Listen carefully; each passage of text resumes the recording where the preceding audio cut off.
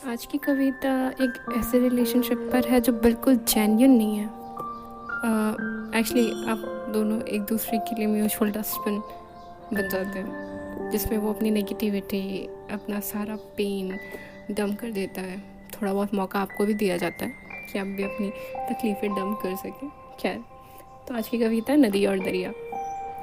याद है तुम्हें वो वक्त जब दरिया भी खुद चलकर नदी तक आता था, लुटा हुआ सा, ठगा हुआ सा, बेकल और बेचैन सा। हाँ, ये वही दरिया है जिसे कभी ठहरना नहीं आया। हाँ, ये वही दरिया था जिसका रौब देख समंदर भी अपनी हैसियत को कम आंकता होगा। दरिया अब रोज़ नदी तक चल कर आता था, रुका हुआ सा, थमा हुआ सा। शायद किसी और ने उसका रास्ता रोका होगा। खैर, समय बीतता गया, दिन दिन से शाम, शामों से रातें हुई। नदी जानती थी कि कोई मेल नहीं इनका, ये तो बस पल भर की बातें हैं। फिर भी नदी अब इश्क चाहती थी और दरिया सुकून चाहता था। दरिया कहता था, नदी हौले से सुनती थी। जब दरिया चढ़ता उतरता, नदी मुस्कुरा कर सह लेती थी।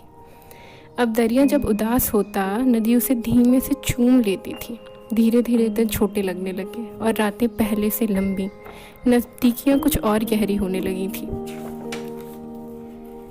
दरिया कभी नदी से अपनी प्रेयसी के कुछ किस्से कहता, तो कभी उस पर लिखी कुछ कविताएं भी। नदी भी कभी कभी दरिया से उसके ही बारे में उससे ही मुस्कुरा कर कुछ कह देती थी।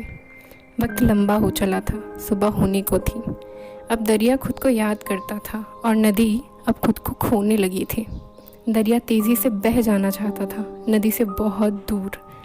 जो मुमकिन ना था, नदी भी वो अब करना चाहती थी। वो दरिया के साथ बहना चाहती थी, पर दरिया तो दरिया ही था, पहले से और बेहतर। वो बह गया और नदी वहीं रह गई, धीमी सी आंच में जलती हुई, अपना सर्वस्व हार चुपचाप बहती हुई, इस उम्मीद में कि दोबारा उससे मुलाकात ना हो।